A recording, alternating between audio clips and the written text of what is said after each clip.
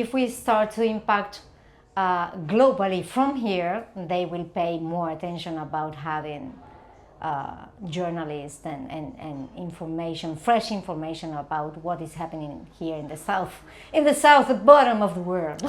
We exist. We're down we here. Do exist. There's people and companies. And it's a lot that we exist and we are making impact. Oh yeah, big impact. Yeah, it's a hard work anyway. Yeah.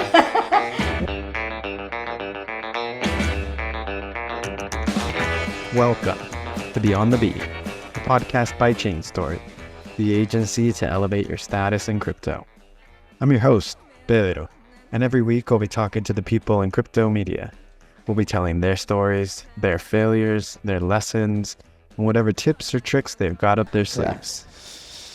1, 2, 3, let's go! Hello, welcome back to another episode of Beyond the Beat, where we talk to journalists, editors, and people from the media landscape around the world. Very excited today. Sitting here with Laura Massina, CMO and partner at Criptotendencias. Thank you so much for coming on, Laura. Oh, it's my pleasure to be here with you, Pedro. So I think besides Cami Russo, who's actually based in New York, I think you're the first person who's based in Latin America for a media outlet. Yeah, and not many women, right? Not many women in the crypto blockchain media, actually. But it's really nice and interesting. I'm in love with the industry and the way of thinking of this industry. I want to take a step back before we dive into how we think and women in media in Latin America. I know who you are. I'm sure that some of the millions of people listening in are. I hope so. This is for you. But can you give us like a timeline of who you are, what you've been doing beforehand, and how you ended up becoming one of the top women in media in Latin America? Oh, thank you for that. In fact, I'm originally an artist. I'm a professional singer, an international singer. I've been singing and traveling the world for 25 years. In fact, the last 10 years, traveling a lot and visiting more than 60 countries, singing in cruise ships. And it was an amazing experience with a lot of growth, internal growth, and also knowing about other cultures, not just music, right? Because of course my job was to sing, but I had this incredible experience. And after that, after traveling a lot and singing, I became a mother, and that changed the focus completely. And I was focused on my little baby and the first 4 years of my child. I was fully focused on her, but then I started to try to find out what to do next, because of course I can keep singing, and in fact I do it. I sing nowadays with a symphonic band of my province. Interesting. Are you going to give us a little song now? Oh, a little taster. We can. Yeah, of you can course. go for gold. It can be. Do you want me to sing now? I mean, if you want to go ahead, I got no. It can be. Not trying to put you on the spot here. No, but I love to sing. So it could be you. You may say I'm a dreamer, but I'm not the only one. I hope someday you'll join us, and the world will be as one. Damn, nice. I love that song. I was going to join in, but it would have torn it apart, and I would have butchered it. Okay, next time so. we are going to record a fully sung and yeah, this is going to quickly turn into a musical podcast where people come on and they sing their favorite songs. Would be great. That would actually be a lot of fun. I'm sure that there are some like podcasts or shows that do that, where they invite people on to sing or to mix, improv. To mix, for example, mixing and real job for most of them. Singing was my real job for 25 years. I started really young when I was 15, but at 17 or 18, I was already singing in casinos and hotels. And well, as I was saying, after having my baby girl and she was growing, I went to live to Brazil for a while.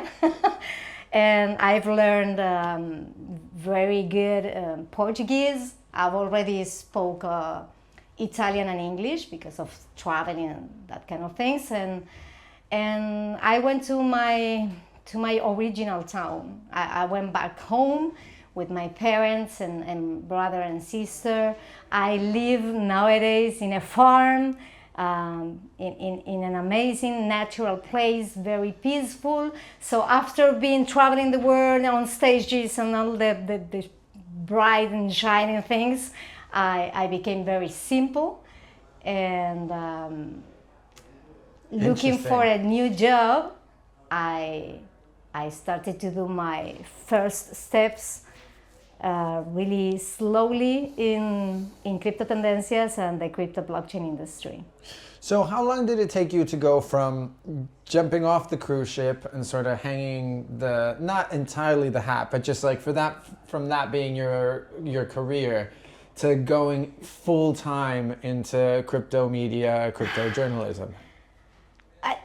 It can be something about time because I took off, I took 4 years off. Completely off. Completely off. Just being a mother. Mm-hmm.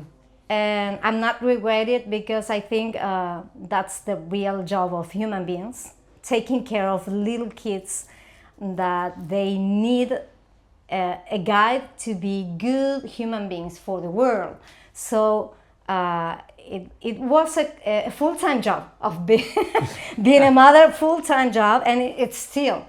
But when I started at Criptotendencias, it was the very beginning without knowing nothing about this industry and all the information it has.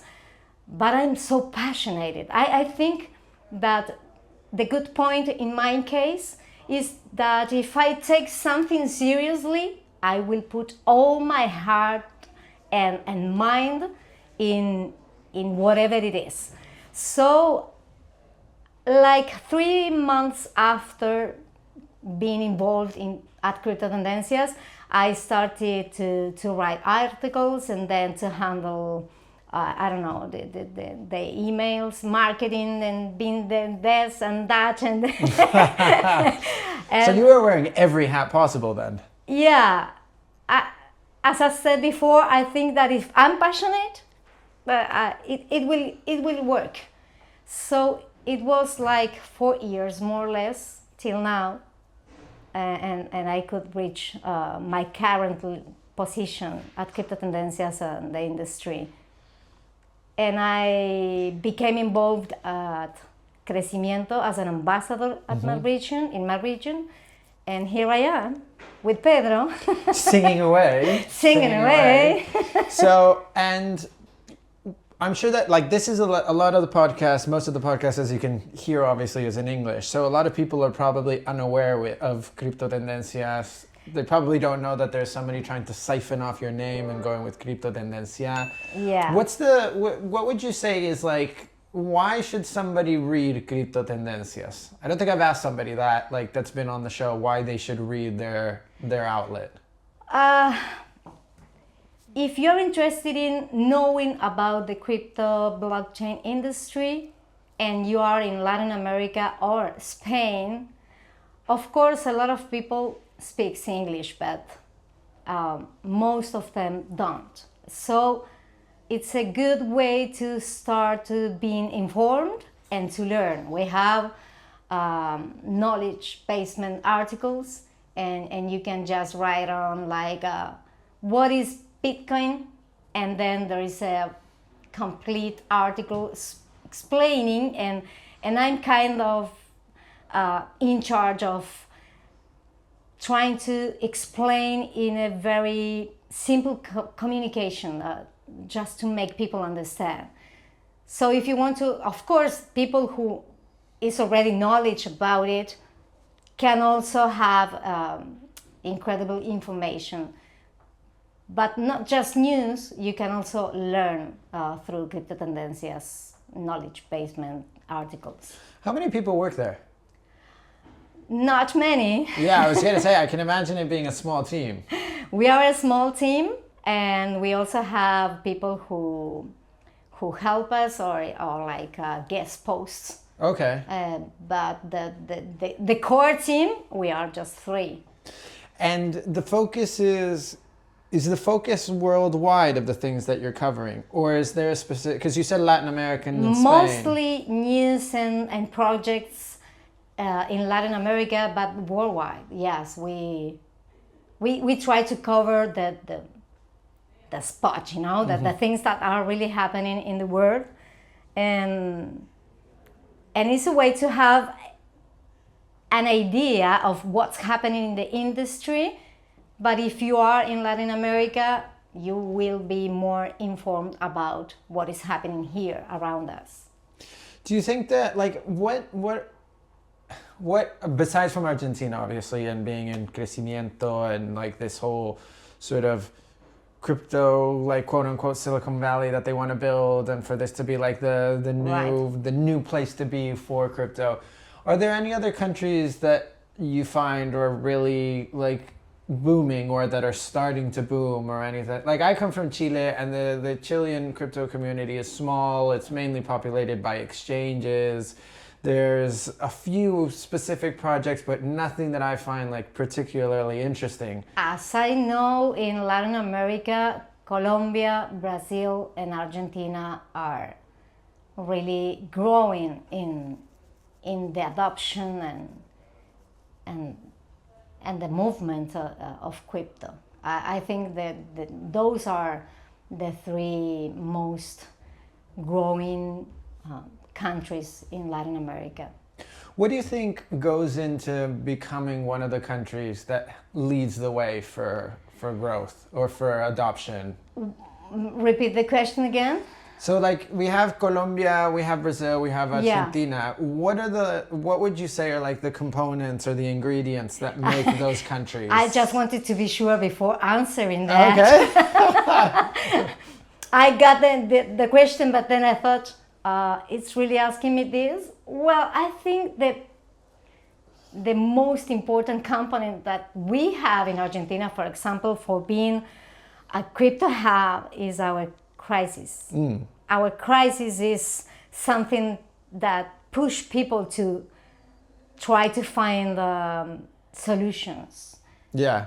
Well, that's what I mean, because you have like Argentina is a very clear use case, but then you have Brazil that, from what I've talked to a lot of people here, is they mostly are not like that bad. They're not that bad, yeah. And you have like a lot of like pro crypto regulation, which is really pushing the adoption. And here it's a lot of bottoms up. And then you have Colombia, which is a mix of the both, and it's kind of technologically advanced, but it's not that much. And so I'm just intrigued by like what specifically would make those 3 countries or would go into it. Because like Chile, for example, is a hub for technology as a whole. Mexico is a hub for technology as a whole. In this case, I would say, but it's my personal opinion, there is nothing to support my opinion, but I would say that the way of thinking, a culture that is really open. I've lived in Brazil, and they are open-minded and really people really happy. I would say that Brazilians are always having fun. Yeah. And also Colombians maybe. All these things that you can see in the street, that they are dancing and we give hugs to everyone. I found out here in Aleph that a lot of people, foreign people, they say, "Hey, nice to meet you." Oh, okay, we give hugs, but you don't. Yeah. And I see the community in Chile becomes, come from a very structured culture. Is different in that way. It's like a little bit closer. I don't want to say that all Chileans are like that, but the culture usually in Chile is like with more structure. that we don't have at all. Yeah. It's like in Chile we say we're empaquetados, so it's like we're Yeah, I didn't packaged want to in. say. I didn't want to it's say it fine. in Spanish. Yeah. But definitely empaquetados. Not really people, but the system, Yeah, fully. which is a limit to go through.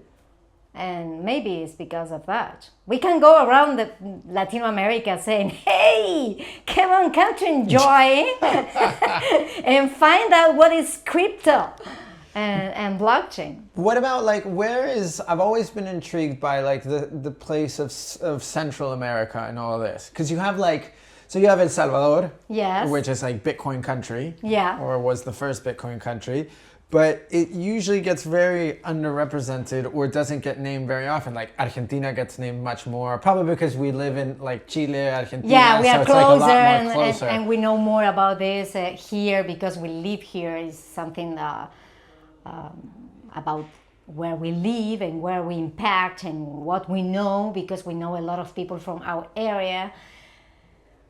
But I don't know. I think that there are some specific conditions in Argentina nowadays, like people from or related with the government is being open to the idea, and that's a big support to keep going. Yeah, because if you live in a country where your president doesn't even speak about it, well, it's like people is not really used to, or maybe is frightened. Yeah, it's really interesting, that point. I remember I was in El Salvador the year for adopting Bitcoin, the year that the Bitcoin law went into power. It was 21. Yeah, 2021. And I remember thinking to myself, I've never been very pro-authority or very pro-government or anything, but it was really interesting to have the feeling when you walked in through the airport of like government approved industry, and the feeling that you got was like, okay, this is like a safe space, so to call it. Yeah.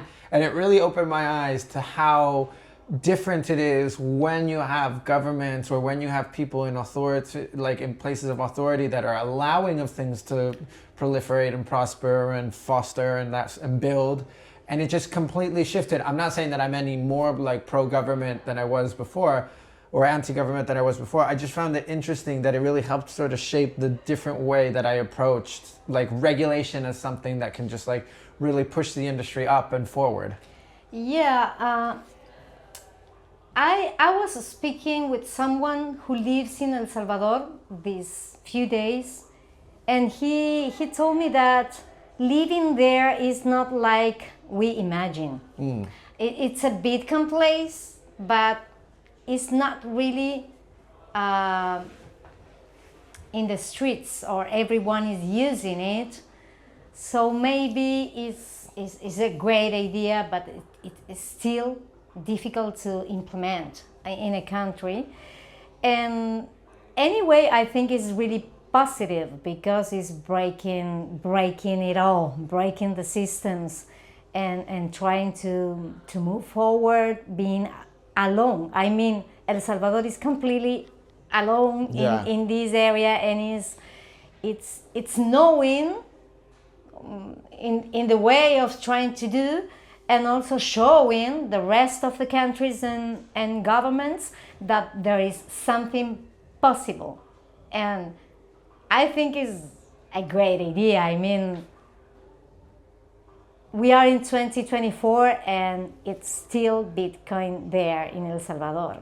Nobody shoot them because of that.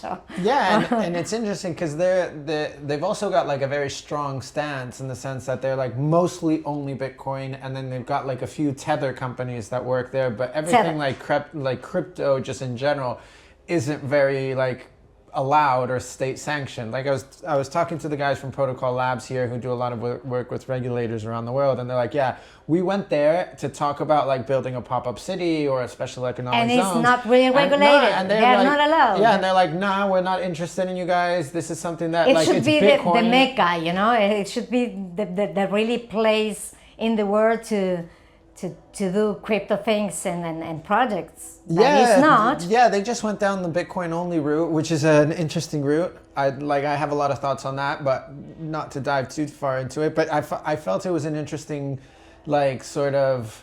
I think that's probably why, like, El Salvador has struggled a little bit to, like, really expand their thought, because, I mean, yeah, there's much more money, and there's in the general crypto ecosystem than there is in the Bitcoin only ecosystem. So it makes sense that they would struggle to get the word out, to get things out.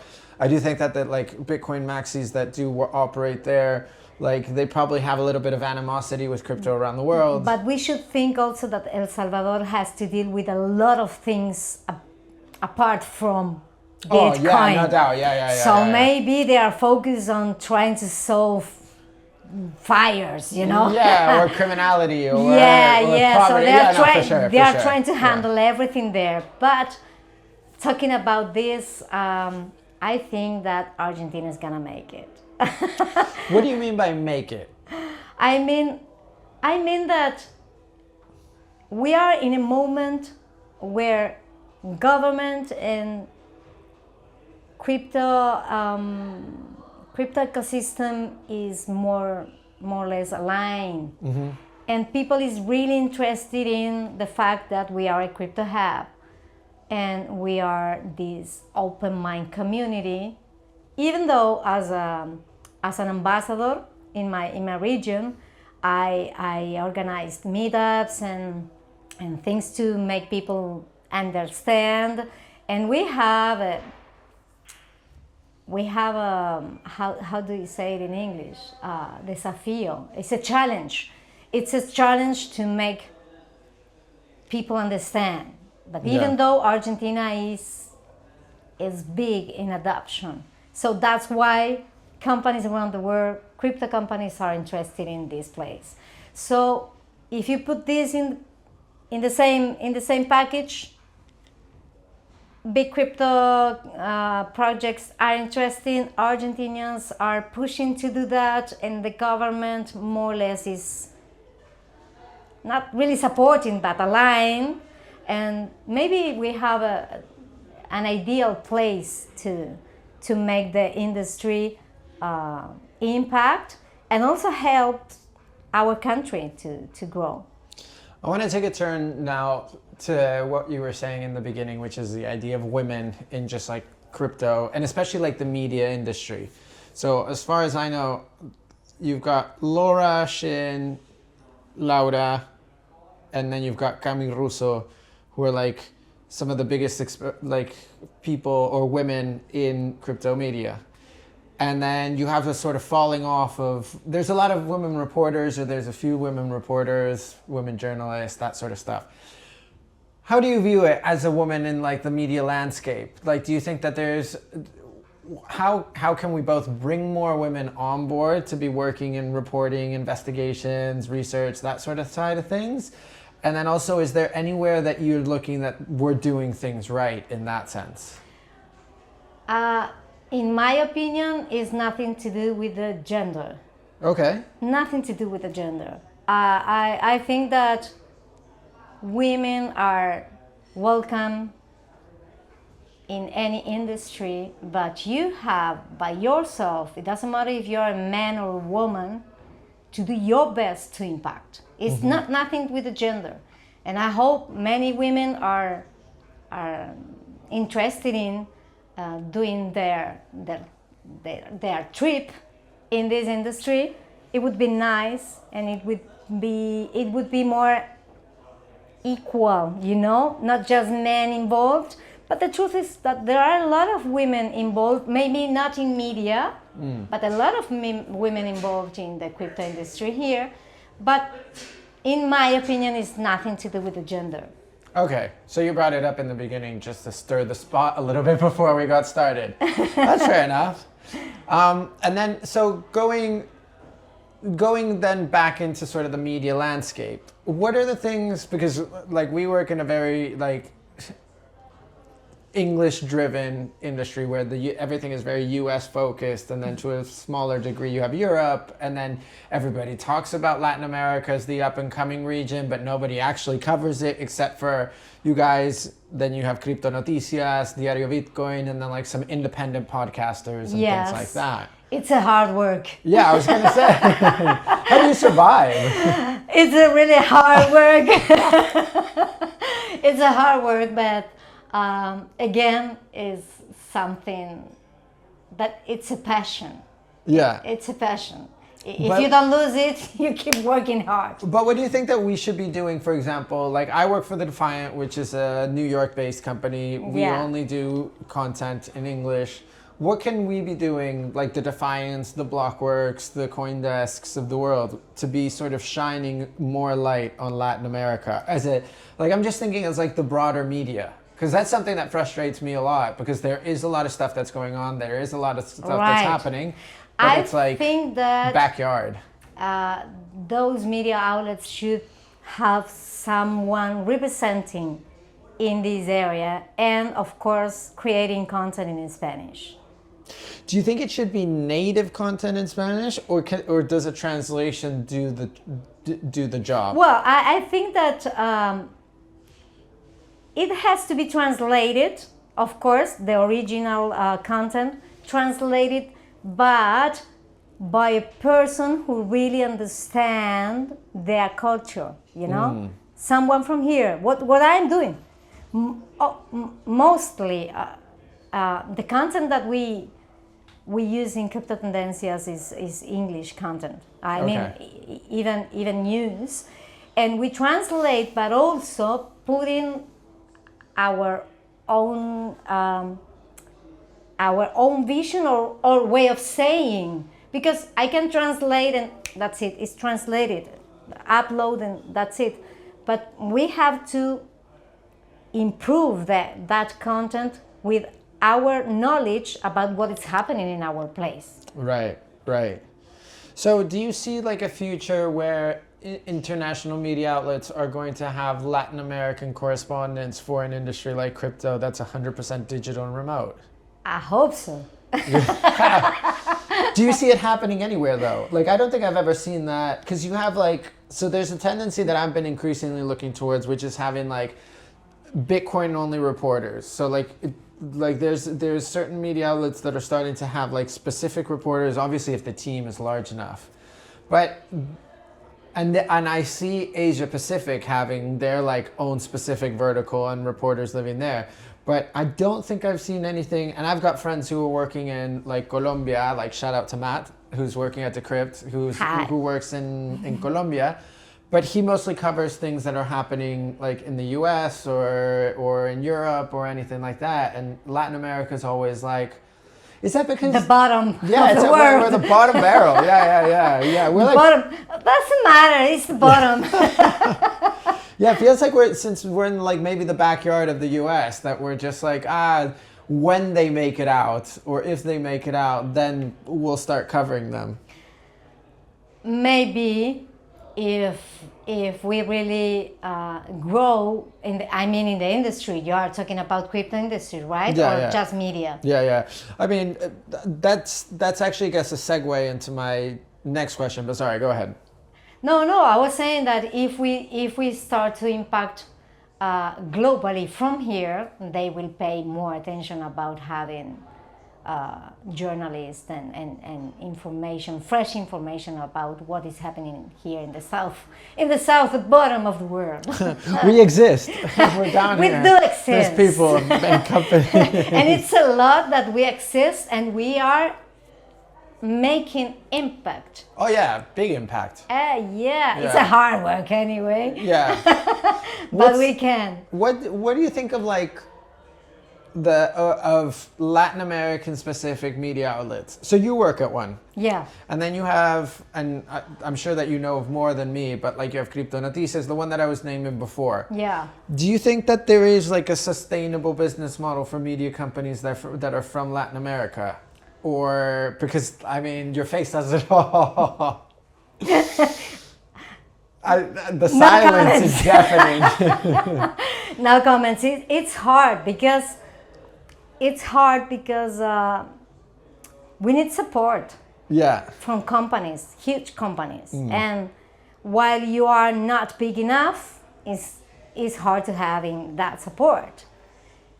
So is how do you say it in English? En español decimos es granito a granito, Yeah. poquito a poquito, suave suavecito.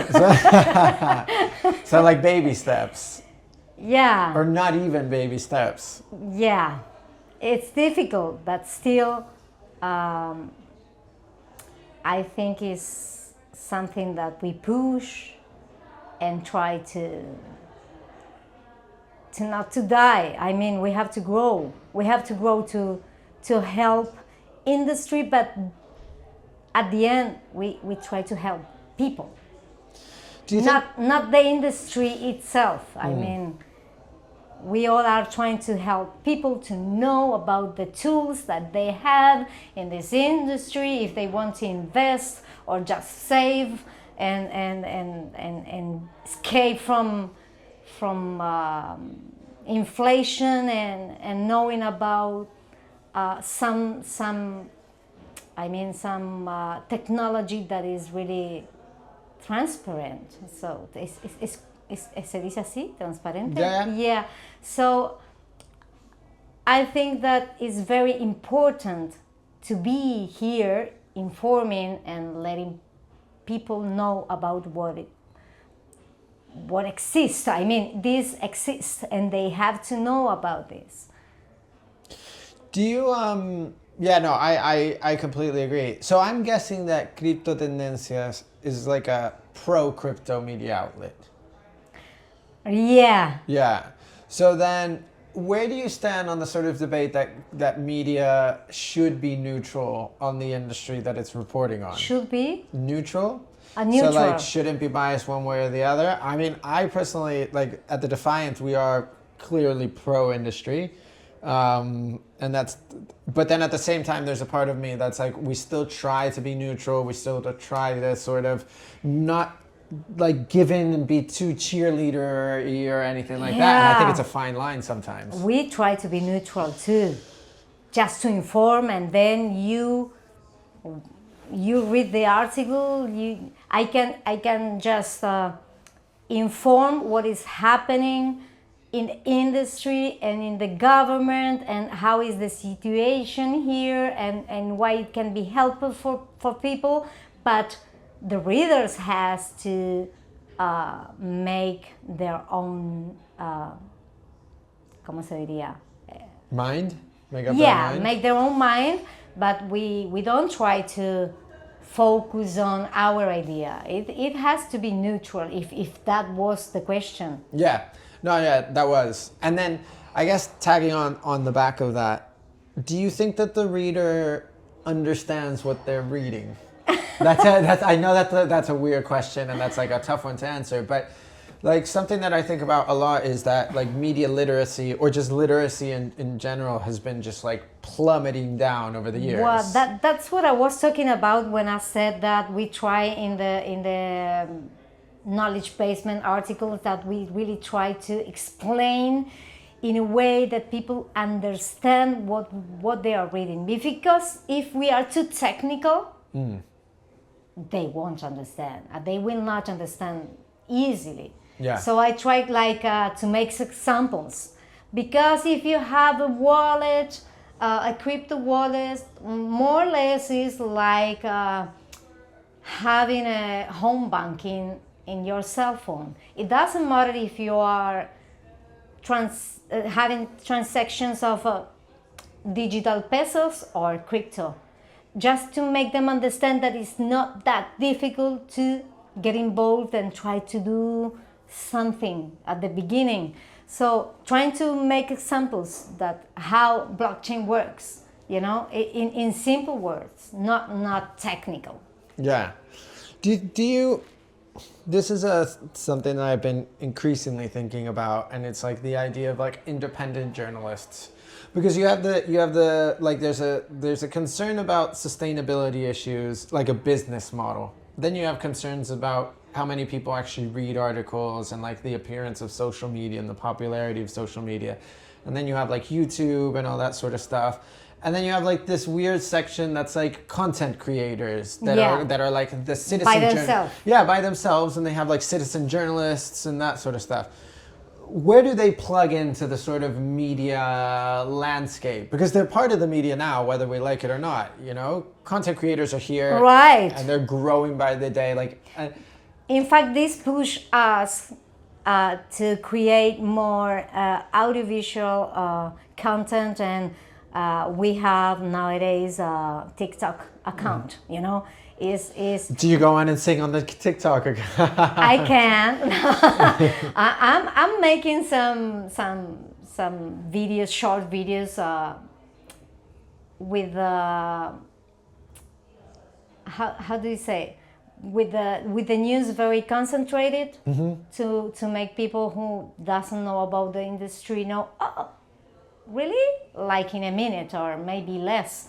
Right. 30 seconds, 40 seconds explaining something very, very specific that is happening in the world of crypto.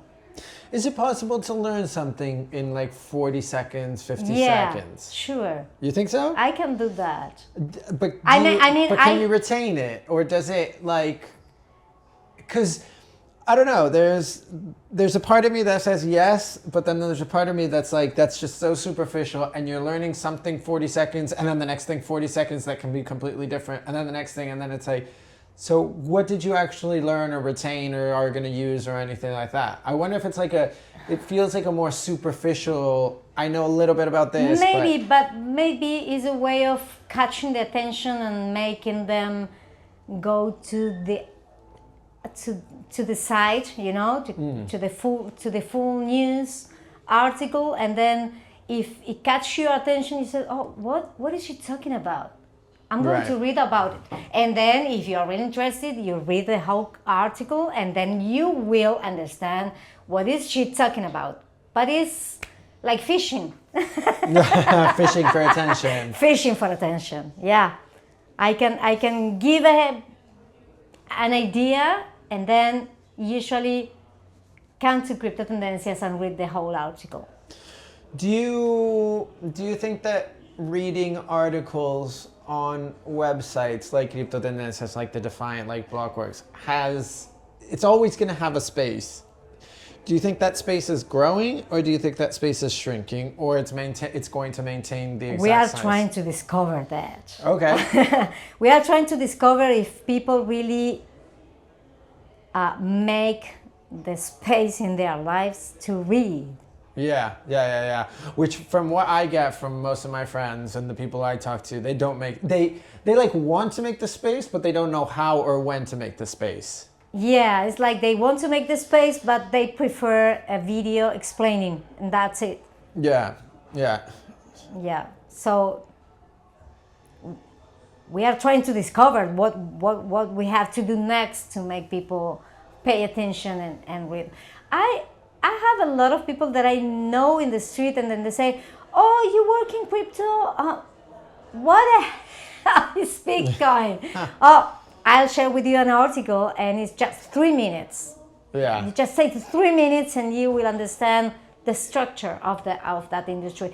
And then if you are interested in that article, maybe you want to know more about it, and you will discover why you have to trust in this industry.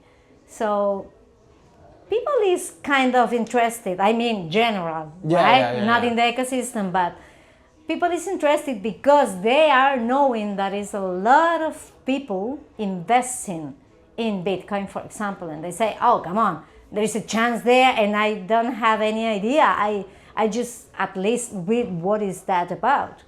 So it's something that it will grow slowly, but it will keep growing. Yeah. I mean, I hope so.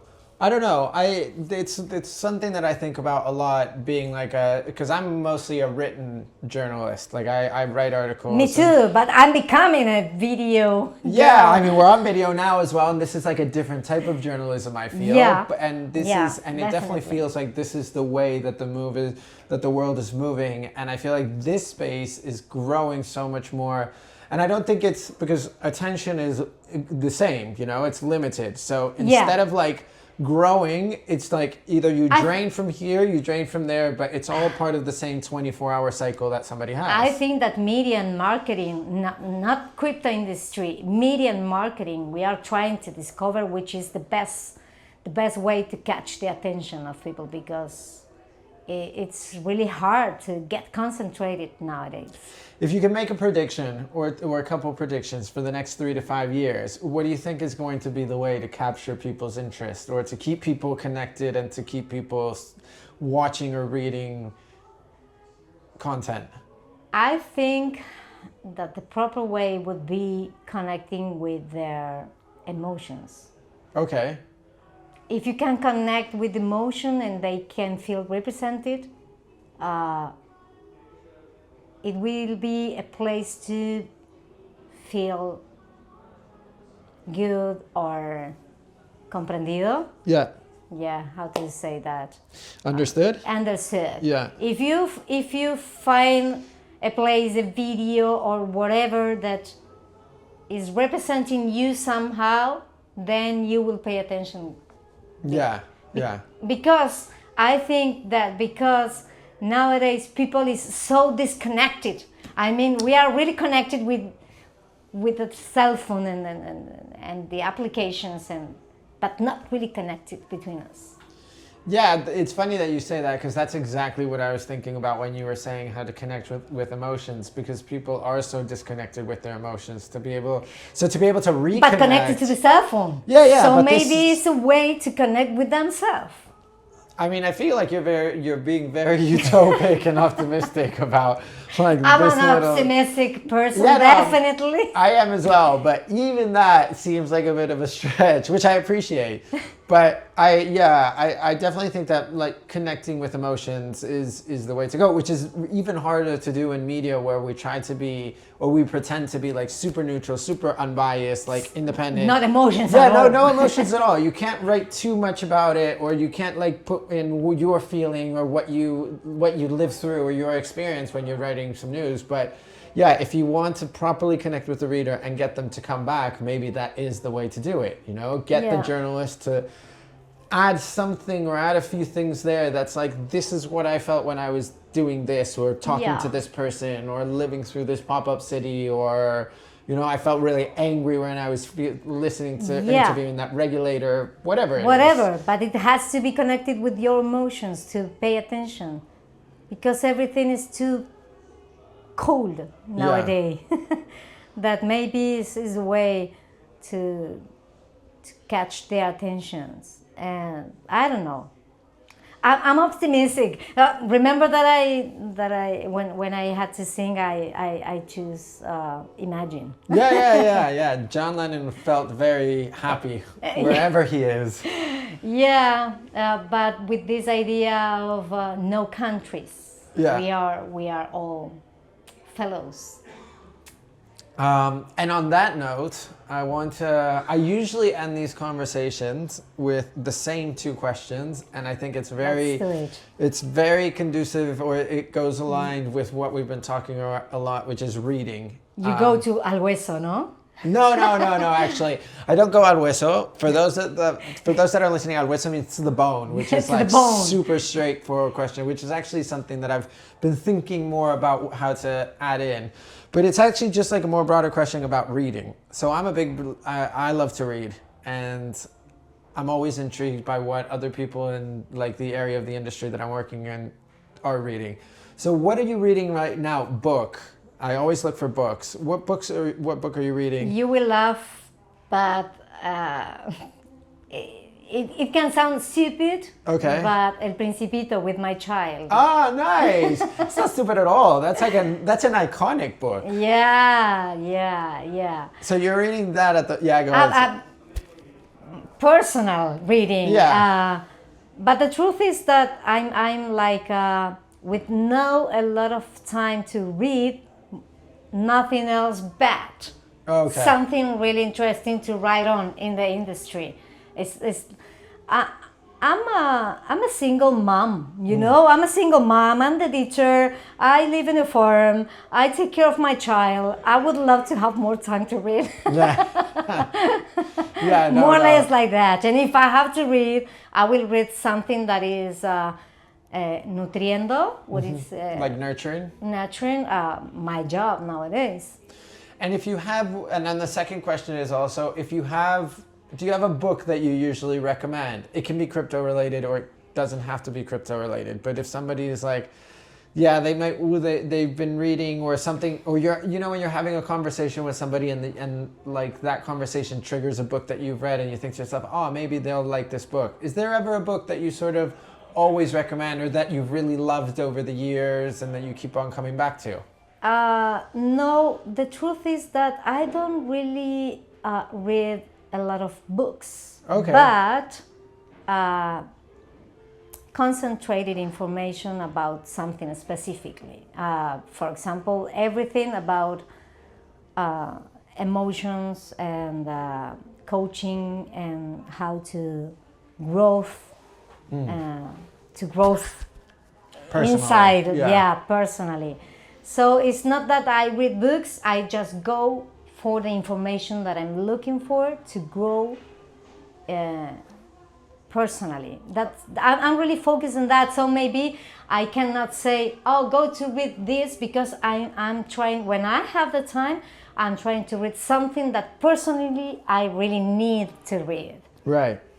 Awesome. Connecting Well, with my experiences, you know? yeah. And yeah. how to... With your emotions. yeah, my emotions and how to move forward. Yeah, okay, this happened to me before and I want to read about other experiences, how to move forward, how to grow in that area. So I don't really go to read a complete book or history. I go straight to the bone. Straight to the bone. And we'll leave it at that then, going straight to the bone. But Laura, thank you so much for coming on. This has been a fantastic conversation. Yeah, I loved it. I really enjoyed this conversation between you and me and you all. And everybody listening. So see ya. Thanks for listening. Bye-bye.